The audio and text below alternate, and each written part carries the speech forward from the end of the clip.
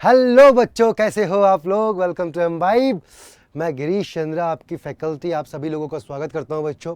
Okay बच्चों, आज हम लेके आए हैं आपके लिए कंसेप्ट कैप्सूल्स।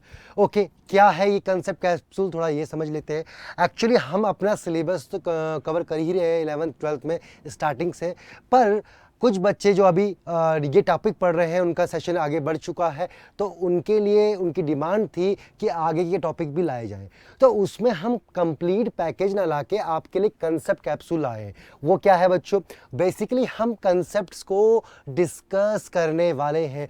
मेन मुद्दा कंसेप्ट्स रहेगा, मतलब आपके कंसेप्ट को स्ट्रॉन्ग किया जाएगा, आपके बेसिक अंडरस्टैंडिंग को स्ट्रॉन्ग किया जाएगा। ओके, आज हम पढ़ रहे हैं इलास्टिक बिहेवियर, मतलब इलास्टिसिटी में हम कुछ कंसेप्ट उठाए हैं।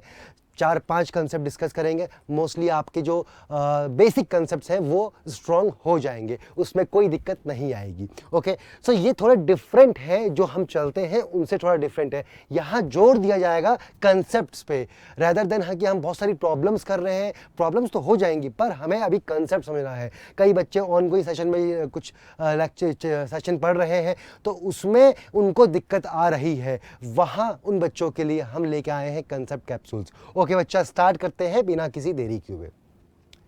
सो कंसेप्ट कैप्सूल्स में सबसे पहला हमारे पास क्या है, elastic behaviour of solids. Elastic behaviour, अब आप बोलो कि सर इलास्टिक बिहेवियर क्या होता है। अरे हमने कई बार पढ़ा नहीं है कि रबड़ बहुत इलास्टिक है। हम पढ़ते हैं कि यार ये बहुत इलास्टिक है, मतलब जो बॉडी अपनी मतलब स्ट्रेच करने के बाद, एक कंप्रेस करने के बाद में आप उसकी पोजीशन या उनका कॉन्फ़िगरेशन चेंज करते हैं, अगर वो अपनी पोजीशन में रिवर्ट बैक आ जाए, मतलब वो अपनी पोजीशन को वापस ले ले, तो उसको बोलते हैं इलास्टिक। मतलब वो इलास्टिक बिहेवियर जो है वो शो कर रहा है। आई बात समझ में, बहुत सिंपल है। मतलब आपने किसी पे फोर्स लगाया, फोर्स लगाने से एलोंगेशन हुआ, और एलोंगेशन के बाद आपने फोर्स रिमूव किया, और फोर्स रिमूव करने के बाद अगर बॉडी अपने वापस पोजीशन पे आ जाती है तो उसको इलास्टिसिटी बोलते हैं। मतलब वो इलास्टिक बिहेवियर आपका शो कर रही है माय डियर। आ जाओ। सो यही आज का टॉपिक है हमारा, यही हम पढ़ने वाले। कोई बड़ी चीज़ नहीं है, सिंपल सिंपल चीज़ें हैं। बस आपको क्या करना है, आपको कंसेप्ट को समझना है माय डियर। किसको? कंसेप्ट्स को, कि एक्चुअल में इनके मीनिंग क्या है। ओके, वही हम डिस्कस करेंगे इस कंसेप्ट कैप्सूल में। स्टार्ट करते हैं अपना टॉपिक। ओके, आपके पास एक डायग्राम है, एनिमेशन है। यहाँ पर इसके पास दो बॉल है, एक रबड़ की बॉल है और एक क्ले की बॉल है। जैसा कि आप रंग से भी देख सकते हैं, एक क्ले है एक रबड़ है। अगर ये दोनों को छोड़े तो ये पूछ रहा है कौन सी वाली बाउंस बैक करेगी, मतलब कौन सी बाउंस बैक करेगी। तो यहाँ पर आप जानते हैं कौन सी करेगी, कौन सी करेगी, रबड़ वाली करेगी, क्योंकि रबड़ की इलास्टिसिटी ज़्यादा होती है। वो अपनी शेप को वापस गेन करेगी, जब वापस गेन करेगी तो अपने फोर्स लगाएगी और वो ऊपर फिर से एक बाउंस बैक करेगी। आई बात समझ में, देखिएगा। Okay okay okay, let's see. जैसे कि आपने यहाँ पर देखा, ओके, आपने देखा कि आपसे क्वेश्चन पूछा गया क्या, कि कौन सी बॉल, आप देख रहे हैं कौन सी बॉल जो है बाउंस बैक कर रही है। बहुत क्लियर है, इसमें कोई बड़ी बात नहीं है कि रबड़ की बॉल जो है वो बाउंस बैक करेगी। क्यों करेगी? क्योंकि रबड़ जो है वो इलास्टिक मटेरियल है। जब वो स्ट्राइक करेगा, वो कंप्रेस होगा, कंप्रेस होने के बाद अपनी इलास्टिसिटी के कारण वापस अपनी शेप पे आएगा। जब वापस अपनी शेप पे आएगा तो फोर्स लगाएगा, फोर्स लगाने के बाद उस पर वापस एक बाउंस बैक होगा। सिंपल सी बात है। क्ले जो है वो जाते ही, उसकी इलास्टिसिटी है ही नहीं, तो वो वैसे ही जाके, देख रहे हैं आप कैसे सिम्पटी टाइप की हो चुकी है। तो ये क्वेश्चन आपके स्क्रीन पे था, कोई बड़ी बात नहीं है। आप जानते हैं, देखो इलास्टिक बिहेवियर आप बेसिकली ना नेम से ही जस्टिफाई कर सकते हैं। आई बात समझ में। अब वो आपसे अगर पूछा जाए बच्चे कि बच्चा कौन सी प्रॉपर्टी ऐसी थी जो बाउंस बैक कर रही थी रबर बॉल को, आपसे अगर ये पूछा जाए तो आप बोलोगे सर कि ये प्रॉपर्टी कुछ नहीं, ये हमारी इलास्टिसिटी है। आओ पढ़ते हैं कि elasticity is the most common mechanical property of material that is checked before making anything using them. मतलब किसी भी चीज़ को बनाते हैं, कहीं भी कोई चीज़ मटेरियल यूज़ होता है तो इलास्टिसिटी उसकी देखी जाती है। बहुत ज़रूरी भी है, बहुत ज़रूरी भी है कि मतलब कोई मटेरियल क्या वापस अपनी शेप रिगेन कर रहा है या वो परमानेंट डिफॉर्मेशन हो रहा है। दो तरीके होते हैं ना आपके पास, इलास्टिक और प्लास्टिक। आपने बच्चा किसी को कंप्रेस किया, सिंपल सी बात है, आपके पास ये रॉड है, आपने इस पर फोर्स लगाया, फोर्स तो लग ही सकते हैं, आपके नेचर पे डिफरेंट डिफरेंट फोर्स है। सपोज मान लो कि आपके जो घर बनता है वो किस पे बनता है, पिलर से बनता है। आपके पास चारों कॉर्नर्स पे पिलर्स हैं, ओके, पिलर्स हैं, बहुत सिंपल सी बात है। अब उसके ऊपर हमारा जो नेक्स्ट फ्लोर है वहाँ से वेट पड़ रहा है, वहाँ लोग हैं, वहाँ इक्विपमेंट्स हैं, वहाँ बहुत सारी हमारी चीज़ें हैं, तो उनसे नीचे को वेट पड़ रहा है, चारों पे वेट डिस्ट्रीब्यूट हो रहा है। अगर अब इस कॉलम पे वेट पड़ा, ये कॉलम है सपोज, इस पे वेट पड़ा, देखिए ध्यान से सुनिएगा, ध्यान से सुनना, इस कॉलम पे बच्चा वेट पड़ा, वेट पड़ने के बाद ये कुछ कंप्रेस हुआ, वेट पड़ा, फोर्स पड़ा, कंप्रेस हुआ। अब दो तरीके हो सकते हैं कि या तो जब लोग हटे ऊपर से तो वापस अपनी पोजीशन पे आ जाए, तो नॉर्मली अपनी अपनी पोजीशन पे आ जाए, या हो सकता है कि आपने दबाया और वो छोटा ही रह गया, मतलब उसमें प्लास्टिक डिफॉर्मेशन हो गया।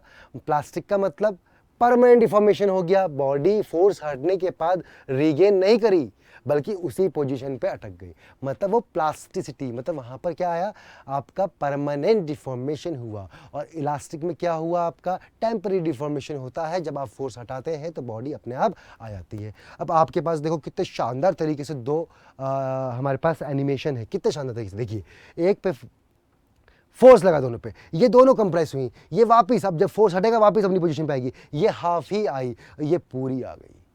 ये देखिए, ये बिल्कुल नहीं आधी आ पाई, ये देखिएगा हटाने के बाद आप देख सकते हैं आपके लिए इतना बेहतरीन एनिमेशन रखा गया है, और ये पूरी आ गई। मतलब जो इधर वाली है, ये वाली है, ये कंप्रेस होने के बाद, बेंड होने के बाद वापस अपनी पोजीशन पे आ गई, तो इसकी इलास्टिसिटी ज़्यादा है। अगर मैं बात करूं बच्चों, अगर मैं बात करूं अब कि भैया हमारी डेफिनेशन क्या होगी, डेफिनेशन क्या होगी, तो डेफिनेशन भी सीख लेते हैं, उसमें कौन सी बड़ी बात है। आ जाओ, इलास्टिसिटी बच्चा बोलता है मैकेनिकल प्रॉपर्टी है, कोई दिक्कत नहीं, mechanical property of any material by virtue of it tries to regain its original shape on removal of the deforming force.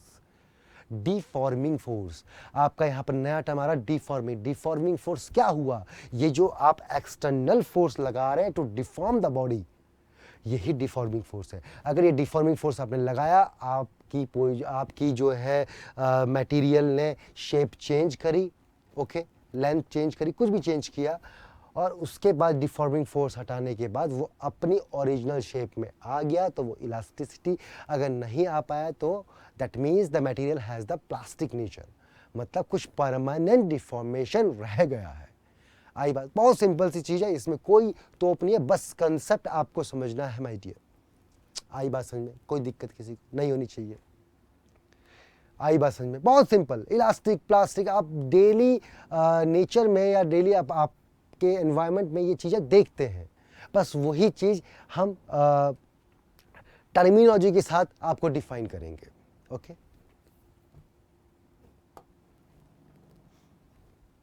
आ जाओ, नेक्स्ट देखते हैं, नेक्स्ट देखते हैं, इसको और अच्छे से जानते हैं। जैसा कि यहाँ पर बोला, select the strip that exhibits more elasticity. अगर वही आपसे पूछे कि कौन सी स्ट्रिप जो है वो मोर इलास्टिक है, ये तो आप जानते हैं, जिसने अपना रिगेन कर लिया भैया वही इलास्टिक होगा। ये रहा इलास्टिक, अंडरस्टैंड, ये रहा इलास्टिक, बहुत शानदार, तो सेलेक्ट कर सकते हैं बच्चा। यही जो ब्यूटी है एम्बाइब की, ये आपको मिलती है ऐप पर।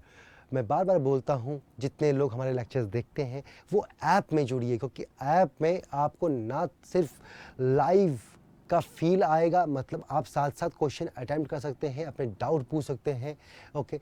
इवन आपको ऐप में पूरा कंटेंट मिलता है, पढ़ने से लेके प्रैक्टिस से लेके टेस्ट तक का। शानदार तरीका है अपनी प्रिपरेशन को स्ट्रॉन्ग करने का। तो जितने लोग हैं ये चीज़ को समझिएगा, और ये चीज़ आप फटाफट अपनी हमारी ऐप को डाउनलोड करें, इंस्टॉल करें एंड यूज़ करें बच्चा, यूज़ करें। आ जाओ नेक्स्ट। अब अच्छा, अब ये बोल रहा है click on the ball to exert a deforming force on the rubber rod to deform it. मतलब ये बात है कि आपकी ये रबर रॉड है, आपने यहाँ से एक फोर्स लगाया। जब बच्चा आपने यहाँ से फोर्स लगाया तो ऑफकोर्स सी बात, आप लगा रहे हैं इस पर कौन सा, डिफॉर्मिंग फोर्स, डिफॉर्मिंग फोर्स। और डिफॉर्मिंग फोर्स के कारण ये स्ट्रेच होगा, और कहीं ना कहीं इसकी डिफॉर्मेशन इतना होगा। आई बात समझ में, इसका डिफॉर्मेशन बच्चा इतना होगा। ये बहुत सिंपल सी बात है, और आपको ये बात समझ में आती है, आई समझ में।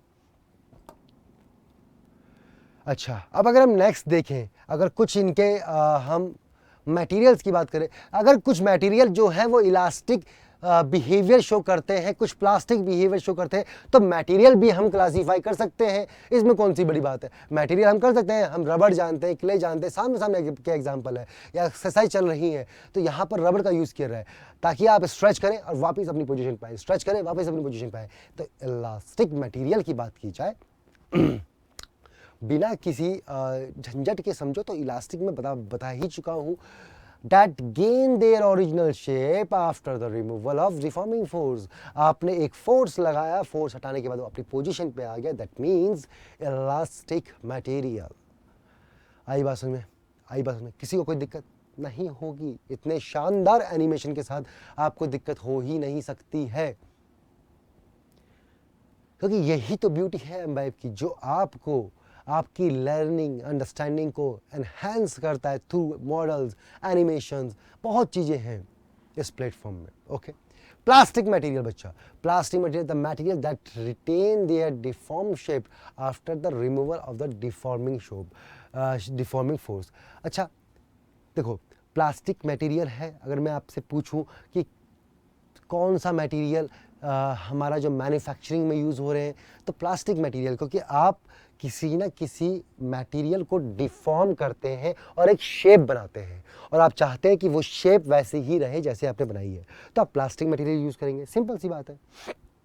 आई बात समझ में, आपने क्या किया, प्लास्टिक मटेरियल लिया और आपने डिफॉर्म किया, डिफॉर्म करने के बाद वो एक शेप उसने मेंटेन कर ली, और आप चाहते हैं कि यही शेप रहे, तो इसका मतलब आपका परमानेंट डिफॉर्मेशन हो चुका है। अगर परमानेंट डिफॉर्मेशन हुआ तो प्लास्टिक मटेरियल का आपने यूज़ किया। इलास्टिक मटेरियल कहाँ पर यूज़ करते हैं, जहाँ पर स्ट्रक्चर्स होते हैं बच्चा, क्योंकि वहाँ पर छोटा मोटा डिफॉर्मेशन होता भी है। तो ये कंसेप्ट होता है कि अगर आपके पिलर्स हैं, वहाँ पर लोग आए, वो कंप्रेस हुआ, और कंप्रेस सिर्फ इलास्टिक लिमिट तक ही हुआ। इलास्टिक लिमिट का मतलब उतना ही कंप्रेस हुआ जितना कि इलास्टिसिटी आपके मटेरियल की है।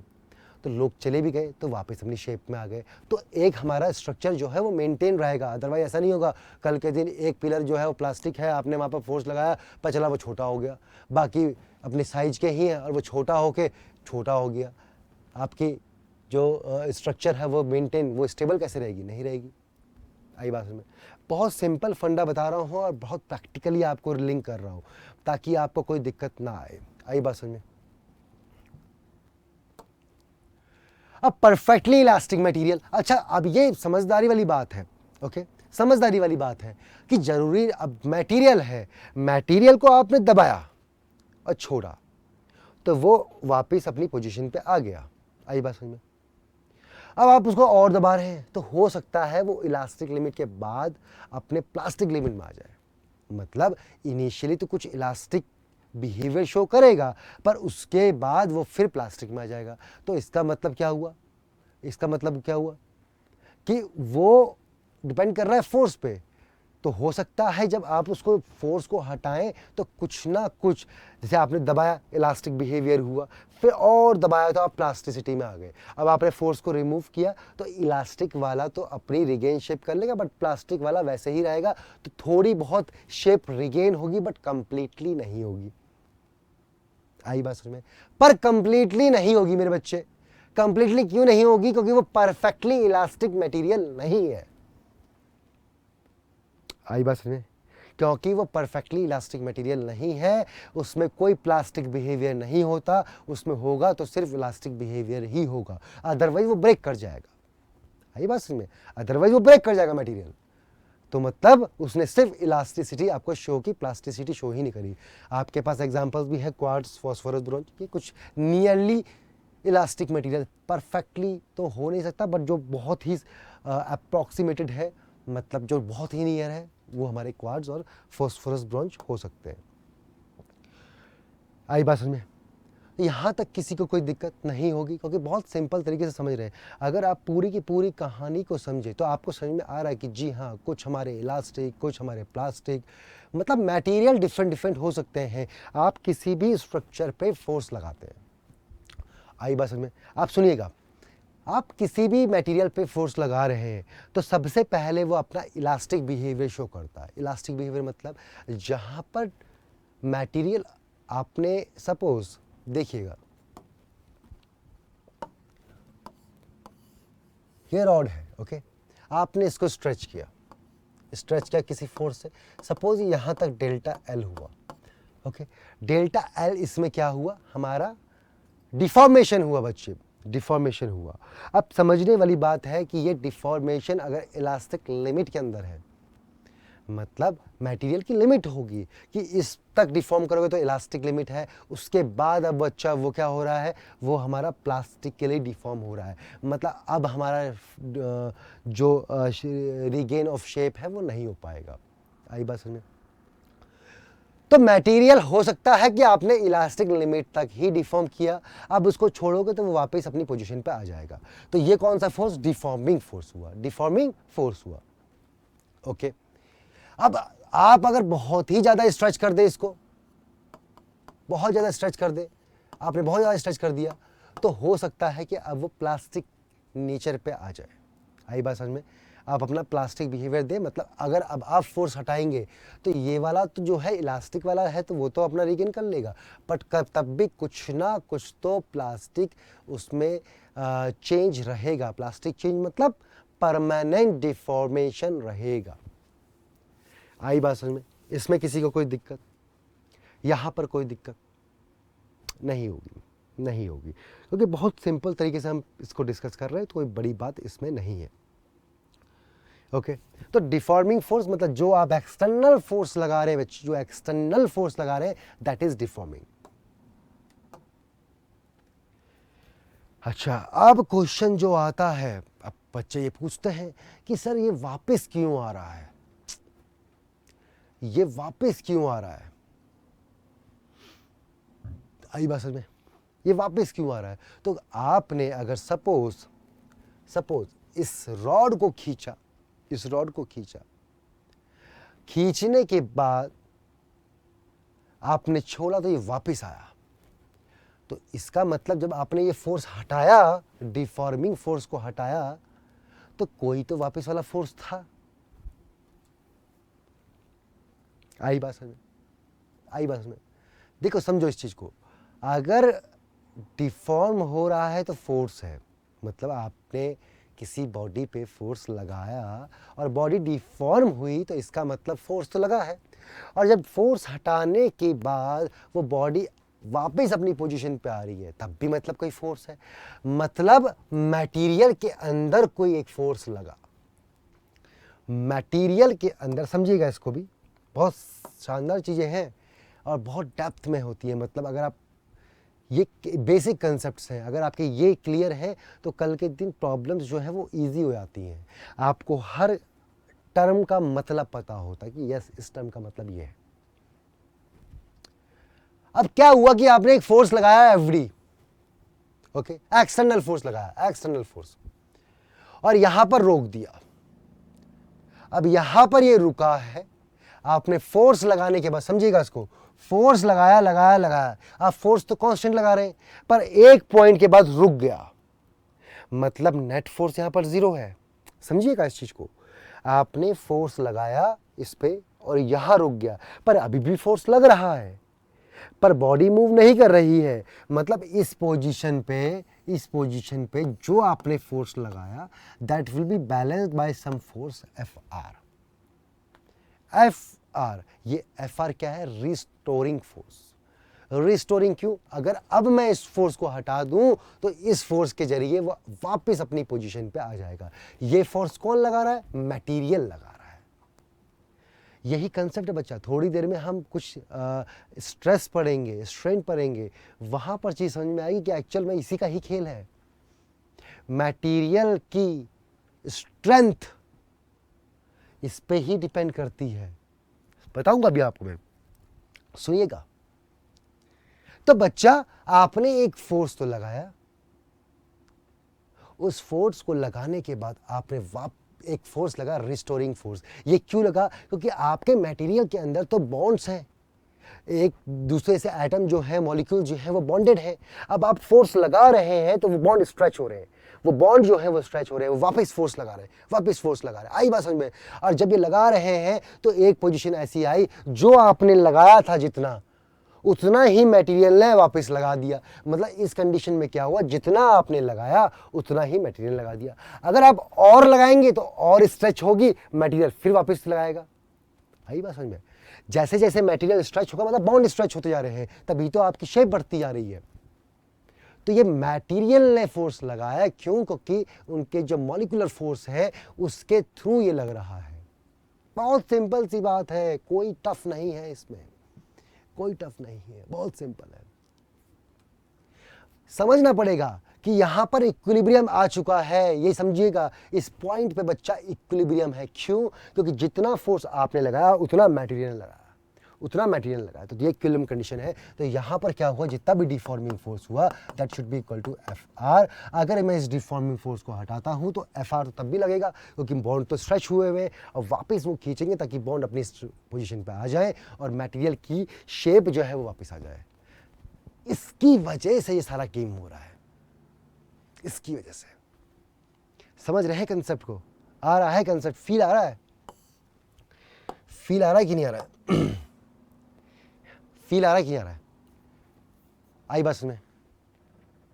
तो यहां हमने क्या सीखा आज? आपने बहुत शानदार तरीके से चीजें समझ में आई कि यस, देखो समराइज करूं मैं, अगर सारी चीजों को समराइज करूं मैं, तो एक चीज़ समझ में आती है कि यस सर, हाँ कुछ मटेरियल जो होते हैं वो इलास्टिक होते हैं, क्योंकि वो अपनी शेप को वापस कर लेते हैं। आई बात में? और ऐसा क्यों हो रहा है कि सर हम किसी पे मटेरियल पे जब फोर्स लगाते हैं, समझिएगा, जब हम किसी मटेरियल पे फोर्स लगा रहे हैं तो वहाँ पर क्या हो रहा है मेरे बच्चे, आपने एक्सटर्नल फोर्स लगाया, मटेरियल की शेप चेंज हुई। शेप क्यों हुई? क्योंकि उनके बॉन्ड्स की लेंथ बढ़ रही है, और बॉन्ड जब बढ़ते हैं तो वापस खींचते हैं, और वो वापस खींच रहे हैं, उसका मतलब क्या हुआ, वो रिस्टोरिंग फोर्सेस हैं, वो रिस्टोरिंग फोर्सेस हैं बच्चा। और जब आप एक पोजीशन पर रुक गए, एक पोजीशन पर रुक गए, दैट्स इट, मतलब वो इक्विलिब्रियम की कंडीशन है। इक्विलिब्रियम का मतलब जितना आपने इधर लगाया उतना रिस्टोरिंग लगा, नेट फोर्स 0 है इस पोजीशन पे। अगर अब हटाएंगे तो मटेरियल अभी इलास्टिक बिहेवियर शो कर रहा है, तो इसका मतलब वो वापस आएंगे। अगर इसी को ही आप और खींचते तो बॉन्ड टूट चुके होते, लेंथ बढ़ चुकी होती। आई बात समझ में? अगर अब बॉन्ड बड़े टूट चुके हैं, लेंथ बढ़ गई है, अब वापस रिस्टोरिंग फोर्स कहां से आएगा? उसने तो नई शेप को ले लिया, उसने वो परमानेंट डिफॉर्मेशन कर दिया मेरे बच्चे, मेरे लाल। Clear?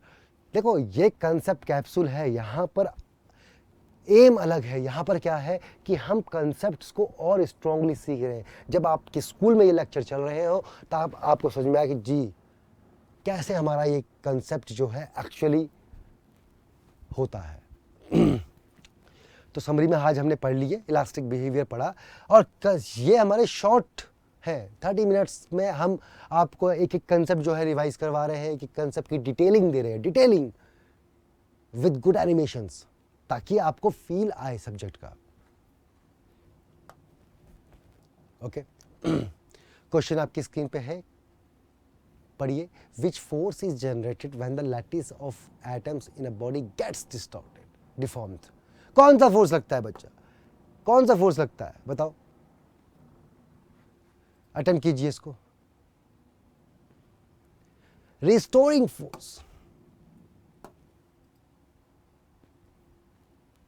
Okay, property of a body by virtue of which it will not regain its shape.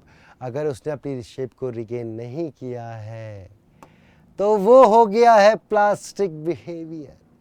Plastic behaviour मेरे लाल, मेरे बच्चे। अच्छा बच्चों, तो जिन लोगों ने अभी तक हमारा ऐप को डाउनलोड नहीं किया है, इंस्टॉल नहीं किया, तो कर लीजिए। बहुत शानदार ऐप है, आप देखिएगा, आप देखो यहां पर कितनी शानदार ऐप है। मैं आपको इसका ओवरव्यू देता हूं। आओ, सबसे पहले आप आओ यहां पर और अपना गोल सेलेक्ट करो। गोल मतलब आप किसके लिए पढ़ रहे हो? आप बोर्ड एग्जाम के लिए पढ़ रहे हो तो ठीक, गवर्नमेंट मतलब मेडिकल एग्जाम्स के लिए, नीट के लिए, इंजीनियरिंग, जेई मेंस, एडवांस के लिए, ऐसे करके आप मेडिकल इंटरेस्ट ये रहा, गवर्नमेंट जॉब मतलब हमारी गवर्नमेंट जॉब के लिए एसएससी, बैंकिंग, स्कूल्स में आया। फिर आपका बोर्ड कौन सा है बच्चा? आपके पास कंप्लीट पैकेज है। This app is a complete package, मतलब आप अपनी तैयारी बहुत शानदार तरीके से कर सकते हैं बिना किसी देरी के। इसमें आने के बाद बच्चा आप 11th का टॉपिक पढ़ रहे हैं, 11th पे आए। अब देखिए यहाँ पर आपके पास डिफरेंट है। आप होम पे आए, होम पे आने के बाद आप देखेंगे यहाँ पर एक एम्बाइब लाइव क्लास है।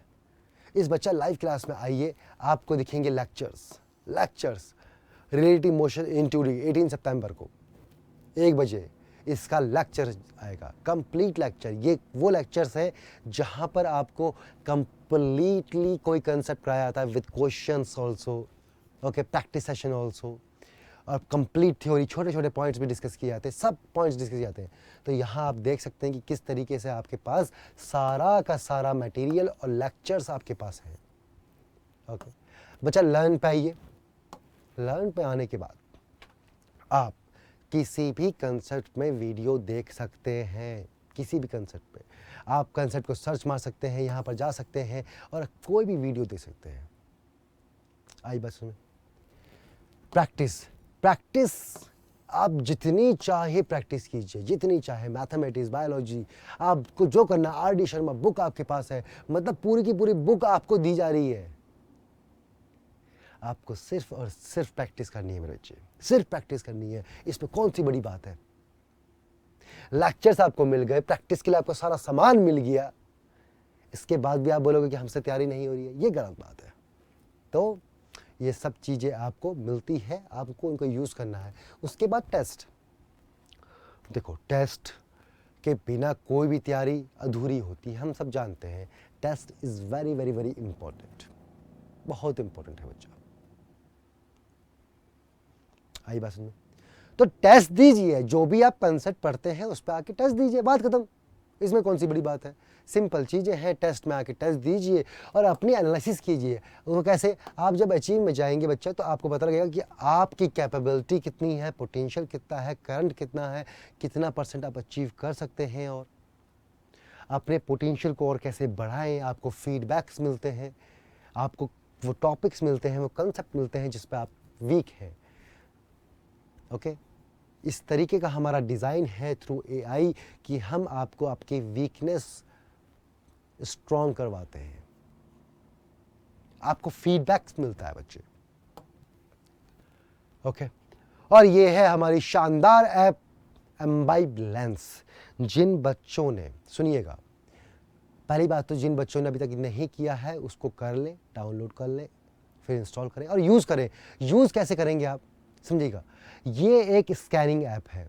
आप इंस्टॉल करने के बाद आप पढ़ते पढ़ते आपको कोई भी ऐसी प्रॉब्लम लगती है, आपको लगता है कि मुझे इस कीवर्ड का मतलब समझ में नहीं आ रहा है या ये क्या है, आप उसको स्कैन कीजिए। स्कैन करने के बाद आपकी स्क्रीन पर 3D मॉडल्स, एनिमेशंस आएंगे। उन 3D मॉडल्स को आप देख के एनालाइज कर सकते हैं। बायो में तो बहुत शानदार चीज़ है ये, इवन फिजिक्स में भी, मतलब आपके पास आपका एनिमेशन है, आप उस एनिमेशन से चेक कर सकते हैं कि यस सर ने जो बोला है, जो पढ़ाया है, वो ये मैच करता है। ओके तो ये शानदार चीज़ आपके लिए है, आपके लिए बनाई गई है, आप इनको यूज़ करिएगा। ओके बच्चों, होप आप लोगों को सेशन बढ़िया लगा होगा। कंसेप्ट कैप्सूल आपके कंसेप्ट को स्ट्रॉन्ग करने के लिए है। अगर आपको कंसेप्ट में बहुत 0% भी आता है तब ये आपके लिए सबसे बेस्ट है। आपको बस छोटे छोटे कंसेप्ट्स है, हम छोटे टाइम में कवर कर रहे हैं ताकि आपका टाइम ज़्यादा ना लगे और आप पूरा कंप्लीटली उस कंसेप्ट को समझ पाएं। ओके सो बच्चों, मेरे साथ बने रहने के लिए thank you so much. Keep imbibing. We believe in you.